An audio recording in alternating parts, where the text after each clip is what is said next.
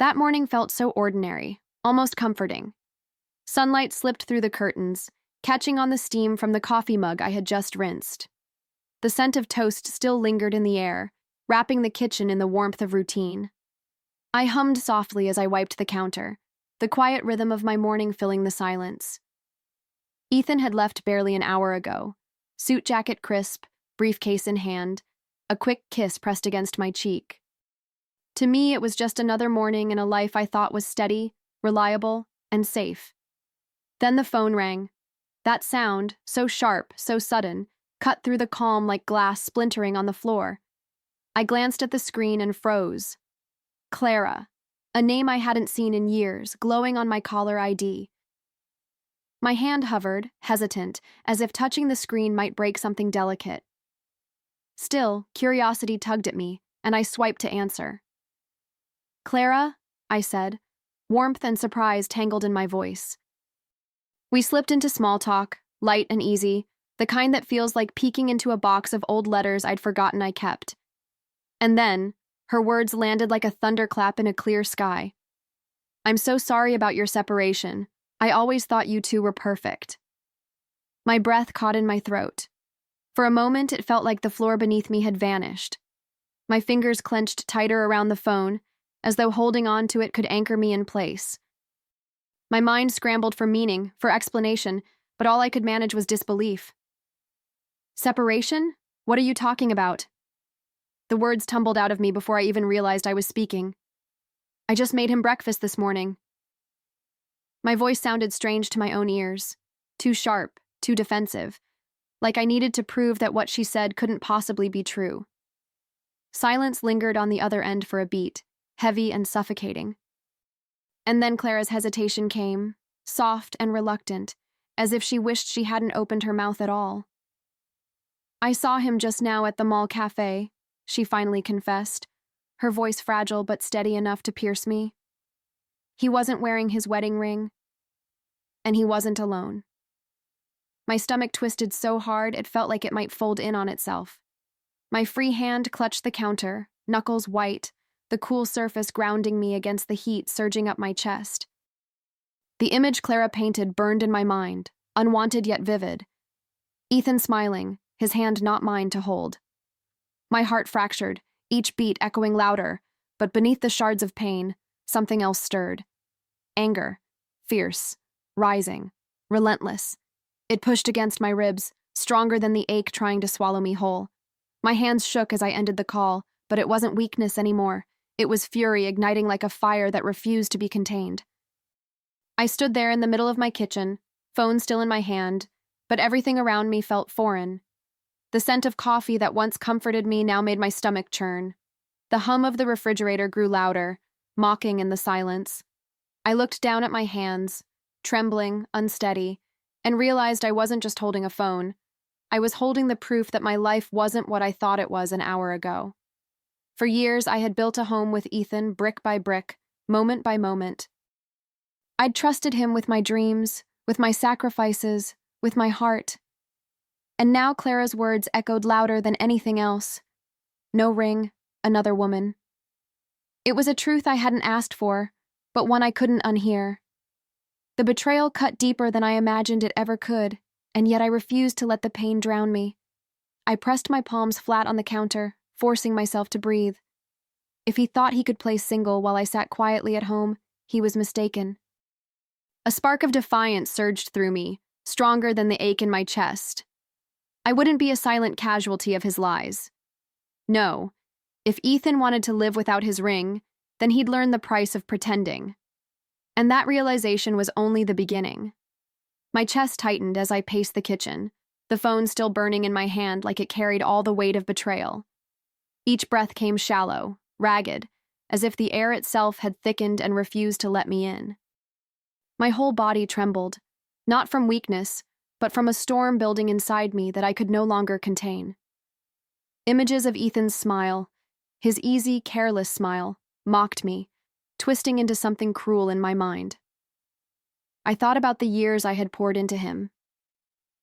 The late nights I stayed awake so he could rest, the sacrifices I made so his career could thrive, the blind trust I gave because love had made me believe I was safe.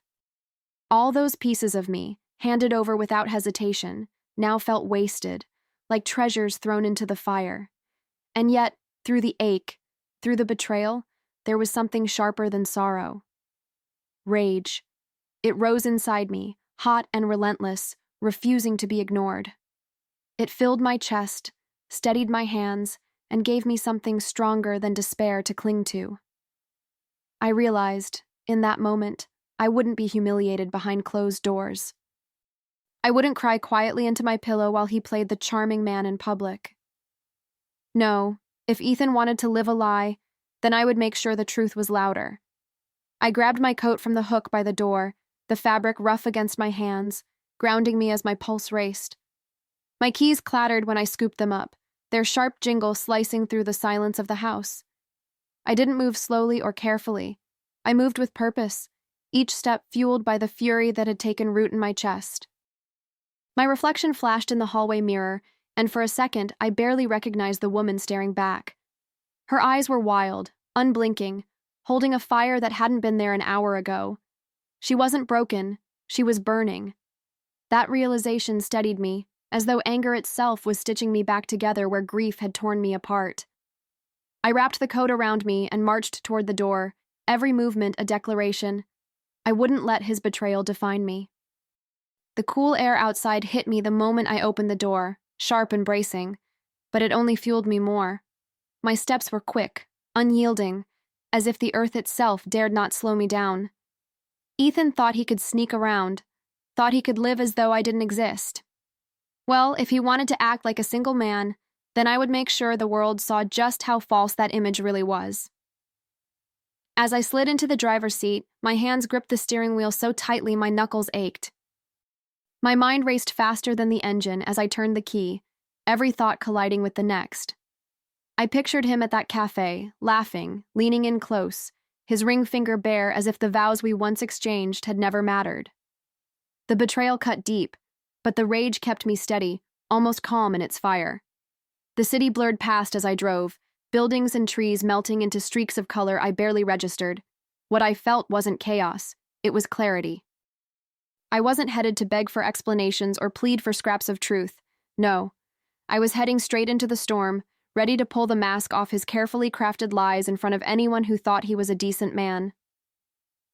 If he wants to play single, I whispered to myself, the words sharp and certain, then let him be exposed for the liar he is. My grip tightened, my heart no longer racing with panic, but pulsing with resolve. The cafe was only minutes away, and with each turn of the wheel, the fear that once paralyzed me was replaced by something far stronger, unyielding, unstoppable determination. The cafe came into view, its glass windows glowing with the soft hum of morning chatter. My pulse quickened, but not from fear. This was something else, something raw and electric. I pushed open the door, and the warm scent of roasted coffee beans wrapped around me, clashing with the bitterness twisting in my chest. My heels clicked against the polished floor, each step echoing louder than the last. And then I saw him, exactly as Clara had described. Ethan, sitting at a corner table, leaning too close to a woman draped halfway across his lap. His laugh carried across the room, easy and carefree, like he had nothing in the world to hide. His left hand rested on her thigh, his ring finger bare, exposed, shameless. That single detail hit me harder than anything else. It was as if he had erased me from his story entirely. For a moment, the world slowed. I took in the flicker of surprise on nearby faces, the clink of cups pausing midair, the sudden hush that followed my entrance. My heart didn't ache anymore. It blazed. And as I stood there, watching my husband play the part of a man I didn't recognize, I knew I wouldn't cry, and I wouldn't whisper. I was going to make him choke on the truth he thought he'd hidden so well. I straightened my shoulders and walked toward their table, each step deliberate, the sharp rhythm of my heels slicing through the silence. The closer I got, the clearer their laughter became, sweet, shallow, and utterly infuriating. She leaned into him like she owned that space, her hand brushing his arm, her smile coy and triumphant. My stomach tightened, but not from jealousy, from the sheer audacity of it all. Gasps rippled through the cafe as people recognized me. I caught snippets of murmurs, my name whispered like a secret no one dared keep.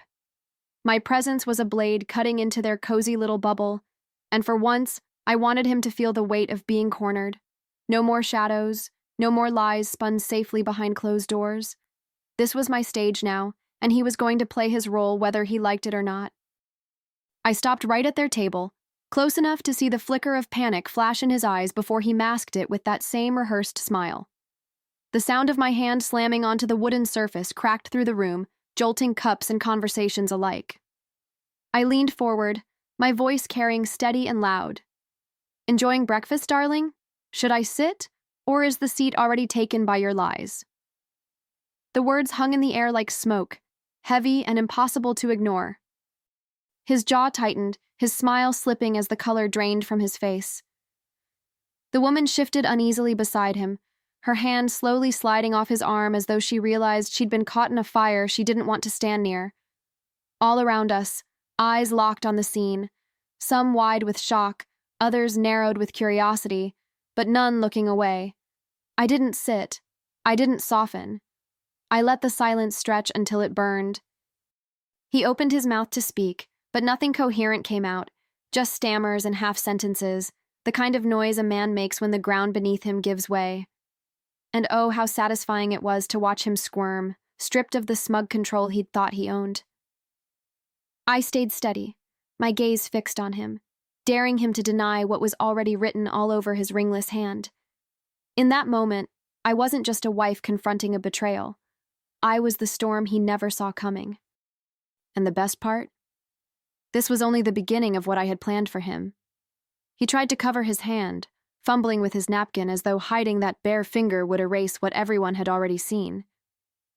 "Lara, it's not what you think," he stammered, voice cracking under the weight of too many eyes. But I didn't give him the chance to spin his story. My hand slipped into my bag, calm and deliberate, pulling out the phone I'd carried like a weapon. I tapped the screen, and there it was, his carelessness, his betrayal preserved in black and white. The text he'd forgotten to close that morning, glowing like a confession. I angled the phone toward him, letting the glow of the screen light up his guilty face. "Not what I think," I said evenly, my words slicing through the stillness. "Then explain these. Explain her name, her words, your promises." The cafe erupted in murmurs, the kind that swell like a wave you can't stop. His throat bobbed as he swallowed, his eyes darting between me and the woman who now sat frozen, her cheeks burning crimson. And in that charged silence I knew, I wasn't here to be quiet or merciful.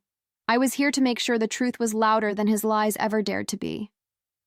I turned my gaze to her, the woman who had been draped across my husband just moments before. She looked at me with wide, startled eyes, as if she hadn't expected the curtain to be ripped back this way. My voice was calm, almost too calm when I said, "I hope you enjoy the leftovers, because that's all he is now." The words left my mouth like a stone hitting glass, sharp, final, impossible to take back. Her lips parted as if to respond, but no sound came. She shifted in her chair, shrinking under the weight of the crowd's attention. And oh, the crowd. Every table seemed to lean in, every phone angled just slightly higher, ready to capture every second of his downfall. The room hummed with curiosity and judgment, the kind that doesn't fade when the moment ends, but lingers, spreads, multiplies. I straightened, lifting my chin, and raised my voice so it carried across the entire cafe. "Ladies and gentlemen, meet Ethan, married man, ring off, promises broken, free sample of betrayal, coffee included." A ripple of laughter spread, cruel but justified, followed by the rapid click of cameras snapping. I didn't flinch. This was exactly what I wanted. His mask shattered, his truth broadcast for everyone to see. Ethan's face crumpled as the laughter rolled through the cafe, the sound sharp and merciless. He tried to hide behind his hand, shoulders hunched, as though he could fold himself into invisibility. But there was no escape. Phones were pointed straight at him, lenses capturing every second of his unraveling. His carefully built image, respectable, reliable, untouchable, was dissolving right there under the fluorescent lights. The woman beside him shifted away, her chair scraping against the floor. She didn't reach for him, didn't try to defend him. She just sat frozen, realizing too late that the man she clung to was now a spectacle, not a prize. And in her silence, I saw the truth etched on her face: embarrassment, regret, maybe even disgust. She hadn't signed up for this. None of them had, except him. I stood tall, breathing steady, the heat of rage cooling into something sharper: satisfaction. He had lied to me, betrayed me, underestimated me. But in this room, with every eye and every camera locked on him, he finally understood. My silence was gone, and his humiliation had only just begun. I turned away from him, not rushing, not trembling, just walking with my head high as the cafe buzzed behind me. The door swung open, and the cool air outside met my face, sharp and cleansing, almost like the world itself was reminding me I could breathe again. My eyes stung, but no tears fell. I refused to give him that. Not here, not ever. Strength was the only parting gift I'd let him see. Back home, the house felt different, stripped of the illusion that had once comforted me. I moved through the rooms with quiet purpose, pulling his shirts from hangers, his shoes from under the bed, every trace of him packed away in boxes that no longer belonged inside my walls. My hands shook at first, but with each folded shirt, each taped lid, I grew steadier. This wasn't grief. It was release. By the time the sun dipped low, his belongings sat stacked neatly by the door, divorce papers resting on top like a final signature to a broken story. I stood there for a long moment, staring at the pile, and felt something unexpected: relief. The kind that doesn't rush in, but slowly fills you, making space where the weight of betrayal once lived. Ethan had destroyed what we had, but I was the one who decided how the ending would be written. It didn't take long for the fallout to spread. Word traveled faster than fire, and those pictures from the cafe became whispers in offices, messages in group chats, and fuel for gossip that spared him no mercy. I didn't have to lift a finger. His reputation collapsed on its own. Colleagues who once admired him began to keep their distance. Friends who once trusted him looked away in quiet judgment. He had exposed himself, and the world simply watched. At night, I'd sit by the window with a cup of tea, staring at the city lights flickering in the distance. I thought about the years I had given him, the promises we'd once made, and wondered how it had unraveled so completely. But strangely, there was no ache anymore. Just a steady calm, the kind that comes when you finally stop fighting for something that never truly fought for you. The silence in the house no longer felt hollow. It was peaceful, like the pause before a new beginning. I knew there would be moments ahead, moments of doubt, of loneliness, but right then, I felt untouchable. Because he hadn't just lost me, he'd lost the version of himself that existed only in my love, and without it, he was nothing more than a man revealed. A week later, I sat across from Clara at a quiet cafe, the soft hum of chatter filling the air around us. The steam curled from my cup, carrying the familiar scent of roasted beans, but this time it didn't sting with memories. It felt warm, steady, even comforting. Clara reached across the table, her smile gentle yet knowing. "You handled it better than anyone else could have," she said, her voice threaded with both admiration and relief. I lifted the cup to my lips, savoring the calm that had taken root inside me. For the first time in years, I wasn't carrying his shadow on my shoulders. The weight was gone, replaced with something lighter, something stronger. Clara's presence felt like a reminder that life had a way of circling back, of bringing the right people into your path exactly when you needed them most. I set the cup down, letting my gaze meet hers. A faint smile tugged at my lips as I answered, "He wanted to live without a ring. Now he'll live without me." The words weren't bitter, just final. My story rewritten on my own terms. And in that moment, I knew. His fall was the beginning of my rise.